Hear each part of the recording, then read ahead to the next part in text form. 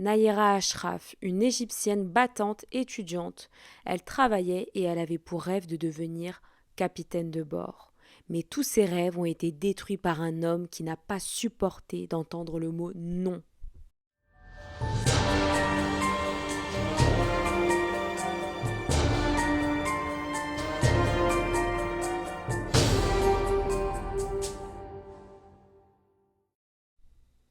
Nayera Ashraf est née en 2001 en Égypte, mais je n'ai pas trouvé d'informations sur son enfance ou son adolescence.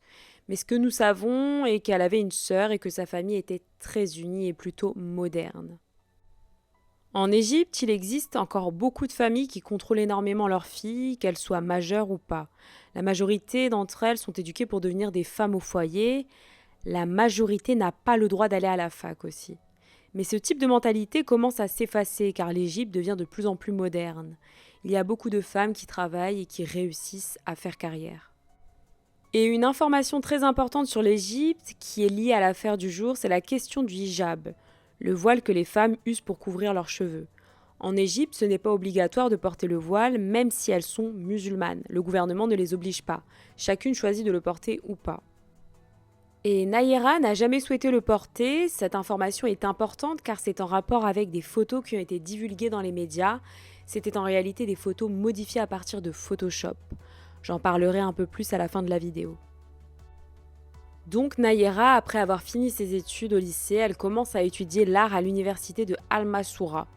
Et en même temps, elle travaillait en tant que modèle et ces photos que je vous montre sont les photos de ses shootings. Et il est important de dire que cette photo, où elle est vêtue d'une robe de mariée, c'était lors d'un shooting photo professionnel. Nayera ne s'est jamais mariée, elle était célibataire, elle étudiait et travaillait. Malgré qu'elle étudiait l'art, son rêve était de devenir capitaine de bord. Et au sein de son université, elle a fait la connaissance d'un homme se prénommant Mohamed Adel. Mohamed est également né en Égypte, il avait deux sœurs plus âgées, donc c'était le cadet de la fratrie. Et quand il a eu 6 ans, son père est décédé et depuis son adolescence, il a pris le rôle de chef de famille.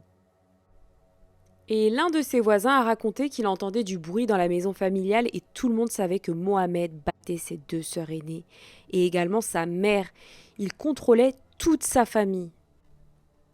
Certains étudiants de la faculté ont décrit Mohamed, ils disaient qu'il était tout le temps seul dans son coin et qu'il n'avait pas d'amis. Mohamed avait le même âge que Nayera, il étudiait également l'art, il était le meilleur élève de la classe. Et c'est dans une salle de cours qu'ils ont fait connaissance. Ils ont commencé à faire des travaux ensemble, de temps en temps ils s'échangeaient leurs notes de cours. C'étaient deux étudiants qui s'aidaient l'un l'autre et c'est comme ça que les deux se sont rapprochés. Des amis et des proches de Nayera ont confirmé que les deux jeunes n'ont jamais eu de relation amoureuse, mais Mohamed est tombé amoureux d'elle. Il lui proposait de sortir, mais elle refusait à chaque fois. Il lui achetait des cadeaux pour la conquérir, mais cela ne fonctionnait jamais. Il continuait à insister, il a tellement insisté que les gens de leur entourage le voyaient comme un homme qui voulait tout contrôler et qui pensait que les femmes étaient des objets qui lui appartenaient. D'une certaine forme, il pensait que Nayera lui appartenait.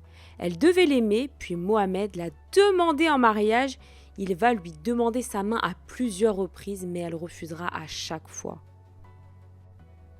Il va également demander sa main à son père, mais à cette époque, Nayera avait déjà tout raconté à son père, en lui disant que cet homme fou la suivait dans l'université, donc le père a refusé le mariage également. Et même sans l'approbation de la famille, il continuait à insister. Elle refusait sans cesse et il finissait par la menacer. Et à ce point de l'histoire, Nayera a commencé à le bloquer sur tous les réseaux sociaux, mais il finissait par créer de faux comptes pour l'harceler et lui envoyer des messages pour qu'elle se marie avec lui. Il la menaçait de plusieurs manières. Il lui demandait de rembourser l'argent des cadeaux qu'il lui avait fait. Il lui disait « Tu dois me donner l'argent que j'ai gaspillé pour t'acheter des présents ». Il l'a menacée par message en lui envoyant des messages horripilants sur les réseaux sociaux. Dans l'un de ses messages, il lui a dit que si elle ne se mariait pas avec lui, il la décapiterait. Nayera a tout raconté à sa famille et son père décide de se rendre au poste de police. Elle s'est donc rendue en compagnie de son père au poste de police en avril 2022. Le père de Nayera voulait une mesure de protection, mais la police a décidé de ne pas lui octroyer. Mais les policiers ont décidé de convoquer Mohamed pour parler avec lui. Il a été reçu quelques jours après, mais les policiers n'ont laissé aucune trace de la visite de Nayera avec son père et ils n'ont rien fait. Mais le père de Nayera a réussi à prouver lors du jugement qu'il s'était bel et bien rendu au poste de police. Donc les policiers ont convoqué Mohamed, ils lui ont demandé d'arrêter d'harceler Nayera, qu'elle ne voulait pas se marier avec lui, et apparemment devant la police il aurait dit « Tout va bien, je vais arrêter de lui parler ». 3 jours avant le crime, il y a eu un événement au sein de l'université. Les étudiants qui étaient témoins ont raconté que Nayera et Mohamed ont commencé à se disputer dans les couloirs, car Mohamed l'aurait une nouvelle fois demandé en mariage devant tout le monde. Et elle a encore refusé. Cela l'a rendu encore plus énervé, car il se sentait humilié, donc il a commencé à lui crier dessus, puis il l'a menacé. Il lui a redit « Si tu ne te maries pas avec moi, tu vas mourir ». Il est important de dire qu'à cette époque, en juin 2022, 2 mois après s'être rendu au poste de police, à ce moment, il y avait les examens finaux au sein de leur école. Et à ce même moment, il est entré en contact avec des camarades de la faculté et avec certains membres de la famille de Nayera pour pouvoir découvrir à quelle heure elle allait prendre le bus pour se rendre à l'université pour ses examens finaux. Le 20 juin 2022 est le jour où tout va basculer. Nayera sort de chez elle pour prendre son bus et se rendre à l'université pour passer ses épreuves et son bus s'arrête sur un pont qui est très proche d'un des portails d'entrée de la faculté. Et à partir de là, nous avons les images de Nayera arriver. Ces images sont les images de vidéos de surveillance de la rue. Elles sont de piètre qualité, mais nous arrivons à la voir avec ses amis qui tentent de traverser la route. Cette route se trouve en face de l'université et c'est une rue très mouvementée avec beaucoup de passages, de véhicules et de gens. Vous pensez certainement que cela aurait pu arrêter un psychopathe, mais malheureusement non. Les filles vont marcher sur le côté, mais je ne vais pas montrer le reste de la vidéo car même si cela a été filmé de loin, cela reste extrêmement choquant. Mais je vais vous expliquer ce qui s'est produit. Pendant que Nayera et ses amis marchaient dans la rue et qu'elle monte sur le trottoir, Mohamed était derrière elle. Il la suivait depuis un moment. Il l'attendait avec un grand couteau qu'il avait acheté. Il l'avait caché évidemment dans son pantalon. Donc il la suit et avant qu'elle ne monte sur le trottoir, il commence à l'attaquer. Les amis qui étaient à côté d'elle ont eu très peur. Elle se met à fuir et en même temps d'autres personnes passaient mais il continuait à l'attaquer. Il lui a porté des coups sur la poitrine et dans le cou. Certains hommes qui passaient par là ont tenté de le pousser et de le tenir pour lui prendre le couteau, mais il prenait son couteau pour menacer ceux qui tentaient de l'aider. Donc les gens s'écartaient par peur d'être touchés à leur tour. Mohamed a donc continué à l'attaquer au niveau du cou et il a essayé de faire ce qu'il avait dit par message. Cette scène d'horreur a duré quelques secondes. Ceux qui ont tenté de lui porter secours se sont écartés, mais un autre homme arrivait. Il a vu cette scène et s'est jeté sur Mohamed pour le tenir et il a finalement réussi à lui prendre le couteau. Il pousse Mohamed sur le côté et commence à le frapper. Puis il tient l'assassin et d'autres hommes arrivent pour le frapper. Ils l'ont tellement frappé qu'ils lui ont cassé les côtes et son corps était couvert d'hématomes. Et en même temps, il y avait Nayera qui était sur le trottoir. La police a été rapidement appelée. Une ambulance également. Mohamed a été emmené au poste de police, mais malheureusement, c'était terminé pour Nayera. L'attaque a été rapide mais trop forte. Lorsque l'ambulance est arrivée, elle était déjà sans vie. Nayera avait seulement 21 ans, elle était étudiante, il lui restait 1 an d'études. Elle avait la vie devant elle. Mais le plus triste est que cette jeune femme était au milieu de tellement de personnes et elle a été à quelques pas du portail de l'université. Après l'arrestation de Mohamed, il y a eu une grande confusion car nous avons la caméra de vidéosurveillance qui a tout filmé mais de loin. Tout s'est passé en 2022, donc dans l'ère de la technologie avec les smartphones. Beaucoup de curieux passaient pour filmer au lieu de l'aider et ces images ont été postées sur les réseaux sociaux. C'est une chose horrible mais en même temps, cela a permis de donner de la visibilité dans cette affaire. Car nous parlons de l'Égypte et la plupart de ce type d'affaires sont passées sous silence. Mais comme tout le monde a vu ces vidéos sur Internet, les autorités ne pouvaient pas cacher la vérité. Cette affaire a fait le tour du pays. Les gens ont témoigné leur tristesse sur les réseaux sociaux. Tout le monde était choqué pour le meurtre et aussi pour le motif. Elle avait refusé de se marier avec lui, donc il l'a tuée. Rappelez-vous, je vous ai parlé de l'Égypte, c'est une société qui est coupée en deux. Il y a le côté moderne et le côté un peu arriéré.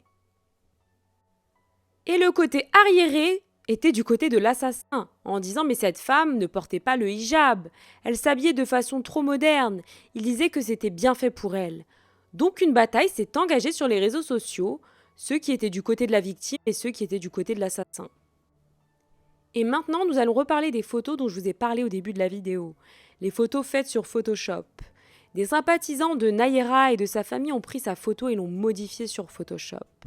Ils lui ont rajouté un hijab pour montrer qu'elle était conservatrice. Pourquoi ?